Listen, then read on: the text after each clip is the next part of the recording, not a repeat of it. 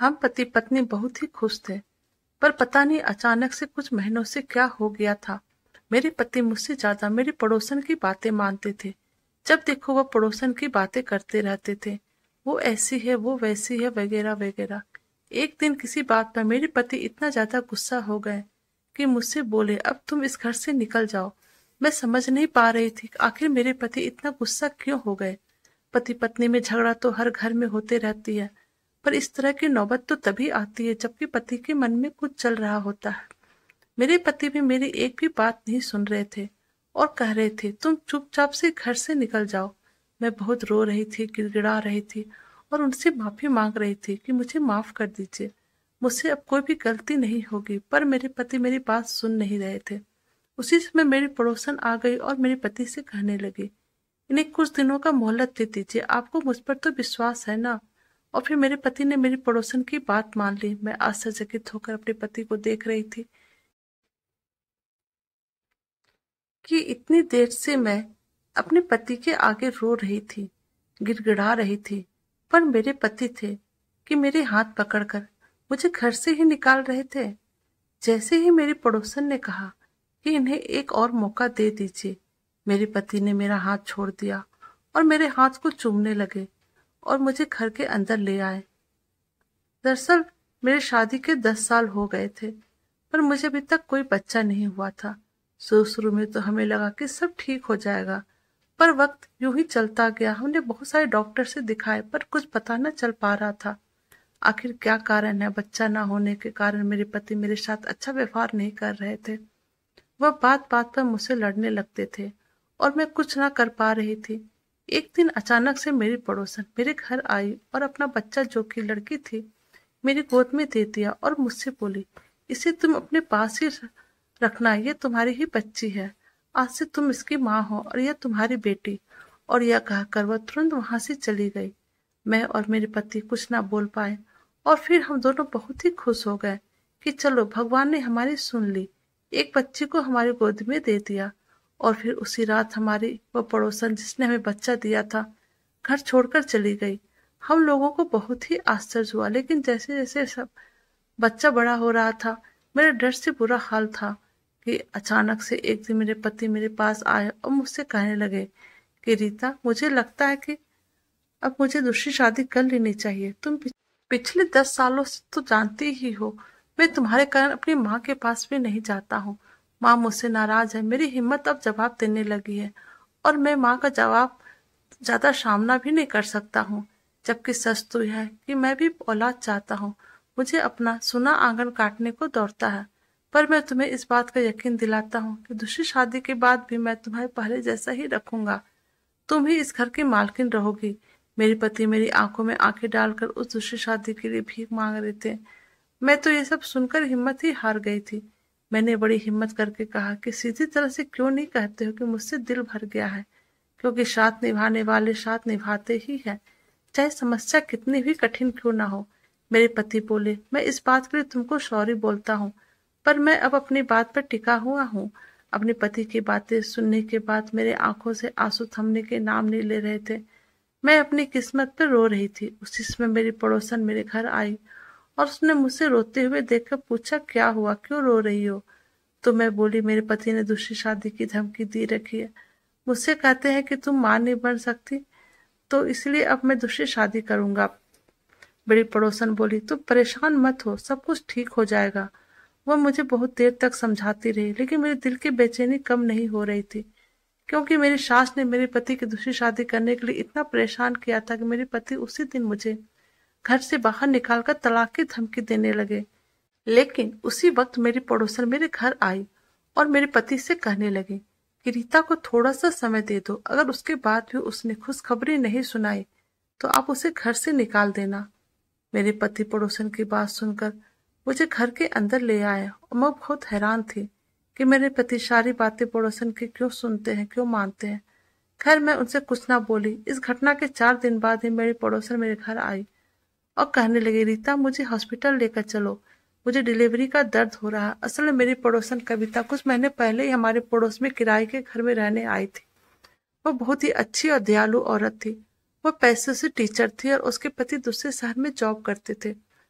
उससे मेरी बहुत अच्छी दोस्ती हो गई थी। फिर मैं उसे जल्दी जल्दी हॉस्पिटल लेकर गई। डॉक्टर कविता को लेबर रूम में लेकर गए और मैं बाहर बैठकर उसके लिए भगवान से प्रार्थना करने लगी। करीब 2 घंटे बाद डॉक्टर लेबर रूम से बाहर आए। डॉक्टर ने कहा, कविता ने एक प्यारी सी बेटी को जन्म दिया है। मैं खुशी खुशी उस बच्ची को देखने गई। वो बहुत ही प्यारी बच्ची थी। तभी कविता ने अपनी बच्ची मेरी गोद में डाल दी और बोली, आज से तुम इस बच्ची की माँ हो, यह तुम्हारी बेटी है। तुम इसे अपने पति की गोद में डाल दो और कहो कि तुमने इसे गोद लिया है। फिर वह दूसरी शादी के बारे में सोचेंगे भी नहीं और फिर मेरी बात भी पूरी हो जाएगी। मैंने कहा, कौन सी बात? तब वह बोले, देखो तुम तो औलाद पैदा नहीं कर सकते और मेरे कहने पर ही तुम्हारे पति ने तुम्हें कुछ दिनों का समय दिया था। अगर मेरी बात पूरी नहीं हुई होती तो तुम्हारे पति तुम्हें तलाक देकर कब का शादी कर लिया रहता और मैं तुम्हारा घर उजाड़ते हुए नहीं देख सकती हूँ। मैं अपनी पड़ोसन कविता की बात सुनकर बहुत खुश हो गई। मगर मैं बोली, कविता तुम्हारे पति तो तुम क्या जवाब दोगे? तुम इस बात को फिक्र मत करो, मैं अपने पति से कह दूंगी कि बच्ची पैदा होते ही मर गई थी। मैं बोली, कविता तुम मेरे लिए इतना बड़ा झूठ बोलोगी अपने पति से? इस बात पर वह मुझसे कुछ ना बोले और चुप हो गए। मुझे कविता की बातें और चेहरा देखकर लग रहा था कि मुझसे कुछ छुपा रही है और मुझसे झूठ भी बोल रही है। खैर मैंने खुशी खुशी उस बच्ची को अपना लिया। अगर उसकी माँ को अपनी बच्ची की कदर न है तो इसमें मैं क्या कर सकती हूँ? मेरी ममता तो प्यासी थी और उस बच्ची को देखकर मेरी ममता और छलक पड़ी। मैं बच्ची को लेकर घर आ गई। घर आने के बाद मैंने देखा कि मेरे पति सोफा पर बैठकर टीवी देख रहे हैं। मैं उसके सामने जाकर बोली, देखो हमारी बेटी। मेरी बात सुनकर वह हैरान हो गए, आश्चर्यचकित होकर बोले, यह हमारी बेटी कैसे हुई? मैंने कविता की सारी बातें अपने पति को बता दी। मेरी बातें सुनने के बाद मेरे पति खुश हो गए और बोले, मुबारक हो, तुम अब माँ बन गई हो। अपने पति के मुंह से यह सब सुनकर मेरी खुशी का ठिकाना नहीं रहा। मेरी आंखों में आंसू आ गए। मेरा घर उजड़ने से बच गया था। मैं उस बच्ची की माथा चूमने लगी। उसी की वजह से मैं अपने पति के साथ रह सकती थी। मैंने उस बच्ची का नाम खुशी रखा। फिर मेरे पति दिन भर खुशी को खिलाते रहे। वे बहुत ही खुश थे। हम लोग को जैसे लग रहा था जिंदगी जीने का एक नया उम्मीद मिल गई हो।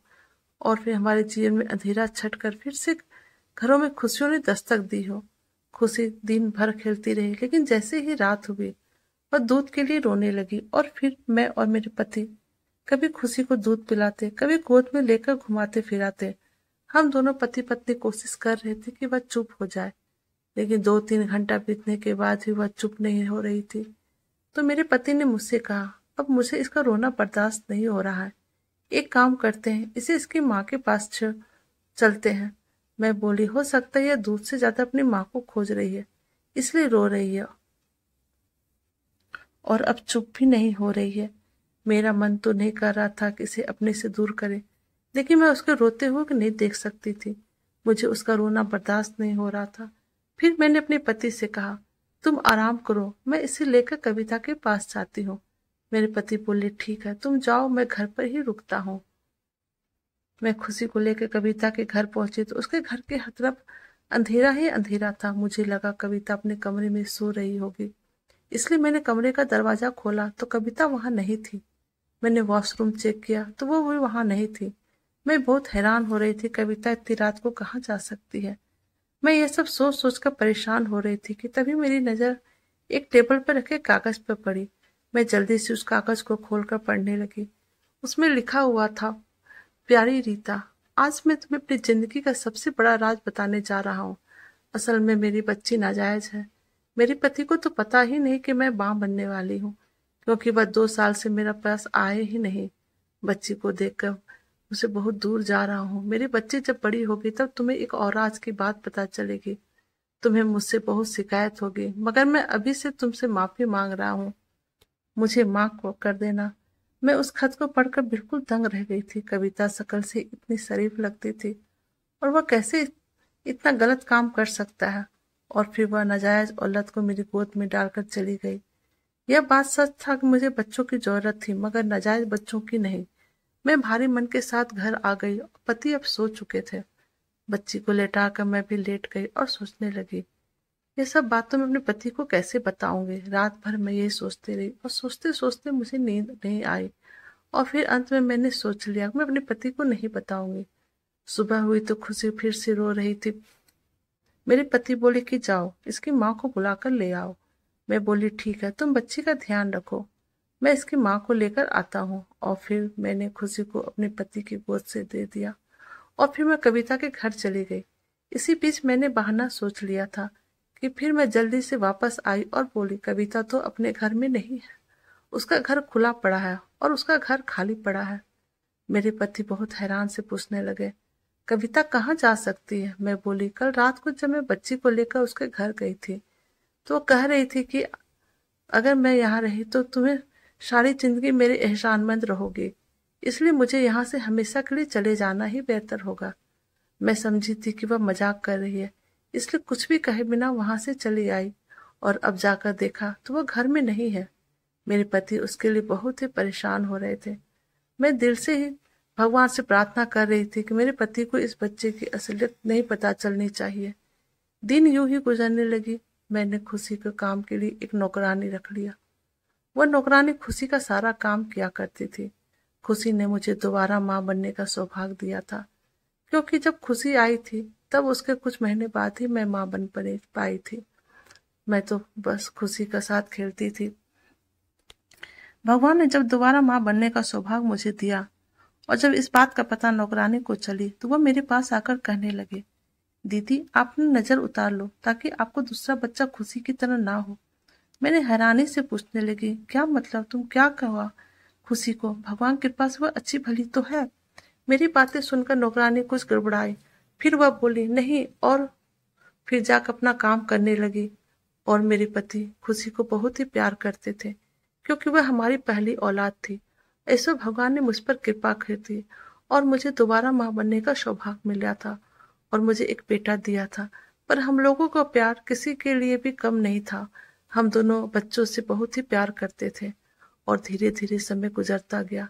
मेरा परिवार पूरा हो चुका था। एक बेटा और बेटी पाकर मैं बहुत ही खुश थी। कुछ दिनों में मैंने मेरे घर की सारी जिम्मेदारी खुद पर ले ली।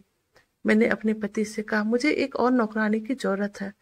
मेरे अब 2 बच्चे हो गए हैं, मेरे लिए घर और बच्चा संभालना मुश्किल हो रहा था।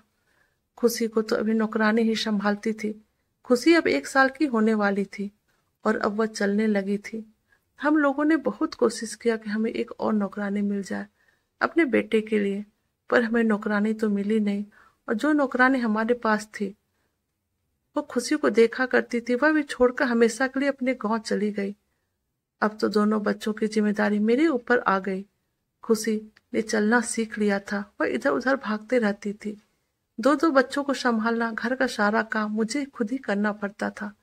आज मैं खुशी को पहली दफा नहला रही थी, क्योंकि अभी तक तो नौकरानी ही सारा काम खुशी का क्या करती थी। पहली दफा जब मैं खुशी को नहला रही थी तब वह एक बहुत बड़ी हकीकत मेरे सामने खुलकर आई और आज मुझे समझ आ गया था कि कविता अपनी बेटी को छोड़कर क्यों भागी थी। उसने क्यों कहा था कि वक्त के साथ एक और राज तुम्हारे सामने खुलकर आएगा और उस दिन तुम मुझे माफ कर देना। और नौकरानी भी क्यों कह रही थी कि दीदी आप अपनी नजर उतार लो, नहीं तो यह बच्चा भी खुशी की तरह ही पैदा होगी। क्योंकि खुशी एक किन्नर थी। मैं फूट फूट कर रोने लगी। मैंने यह बात अपने पति को नहीं बताई। कुछ दिनों बाद मेरे पति ने एक नई नौकरानी की व्यवस्था कर दी, लेकिन मैंने नौकरानी को मना कर दिया। मैं नहीं चाहती थी कि खुशी की सच्चाई किसी को पता चले। खुशी को मैं अपने बेटे से ज्यादा प्यार करती थी। वह वैसे थी भी बहुत प्यारी। खुशी की वजह से मेरा घर टूटने से बचा था। खुशी मेरी जिंदगी में खुशियां लेकर आई थी। धीरे धीरे मैंने दुखों के आगे घुटने टेक दिए और मैं फिर दोनों बच्चों की परवरिश में लग गई। बच्चे बड़े हो गए।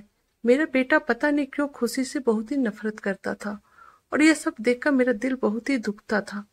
मैं अपने बेटे को बहुत समझाती थी तो वो कहता था खुशी बहुत ही अजीब है और पता नहीं कैसे अजीब अजीब हरकतें करते रहती है। यह सुनकर मैं बहुत ही रोती थी और फिर मैंने अपने बेटे से कहा खुशी अभी बीमार है, इसलिए वह ऐसा करती है, धीरे धीरे सब ठीक हो जाएगा। लेकिन तुम मुझसे वादा करो कि तुम अपनी बहन से कभी भी नफरत नहीं करोगे और हमेशा उसका ख्याल रखोगे। और फिर मैंने अपने बेटे से वादा ले लिया। जैसे जैसे खुशी बड़ी होते जा रही थी उसके अंदर नफरत की भावना फैलते जा रही थी। एक दिन रात में वह मेरे पास आई और बोली कि आपने मुझसे इतनी बड़ी बात क्यों छुपाई? मैं जैसी हूँ वैसी ही रहूंगी, मेरा जो पहचान है वही रहेगी। हम दोनों बातें कर ही रहे थे कि मेरे पति आ गए और बोले, कौन सी पहचान छुपाने की बात हो रही है, मुझे भी बताओ। तो मेरी बेटी बोली, पापा मैं एक किन्नर हूँ। यह बात सुनते मेरे पति जमीन पर बैठ गए और थोड़ी देर तक शांत रहे और फिर रोने लगे। थोड़ी देर बाद खुशी बोली, पापा जब मुझे भगवान ने ऐसा बनाया है तो मुझे इस बात का कोई श्रम नहीं है। अगर आप लोगों को इस पर शर्म आती है तो मुझे मेरे जैसे लोगों के पास भेज दीजिए, नहीं रहना मुझे आप लोगों के साथ। तभी मेरे पति ने अपनी बेटी को सीने से लगा लिया और कहा, खबरदार जो तुमने फिर कभी ऐसी बातें की। अभी मैं और तुम्हारी माँ जिंदा है, तुम मेरी बेटी हो, तुम्हें मुझसे कोई जुदा नहीं कर सकता है। हम तुम्हें पढ़ा लिखा के एक काबिल डॉक्टर बनाएंगे। तुम एक डॉक्टर बन सकती हो और फिर तुम्हारी एक खुद की पहचान होगी। खुशी अपने पापा के गले लगाकर फुट फुट कर रोने लगी। खुशी अपनी पढ़ाई लिखाई में दिलो जान से जुट गई और आज वह एक डॉक्टर है। उसने एक एनजीओ खोली है, उसमें किन्नर बच्चों की पढ़ाई लिखाई और उसका पालन पोषण का जिम्मा उठाया है। आज मैं जब भी खुशी को देखती हूँ तो मैं और मेरे पति दोनों का सर गर्व से ऊंचा हो जाता है। तो दोस्तों, आपको हमारी कहानी पसंद आए तो प्लीज़ आप हमारे चैनल को लाइक, सब्सक्राइब और शेयर कर दीजिएगा। Thank you.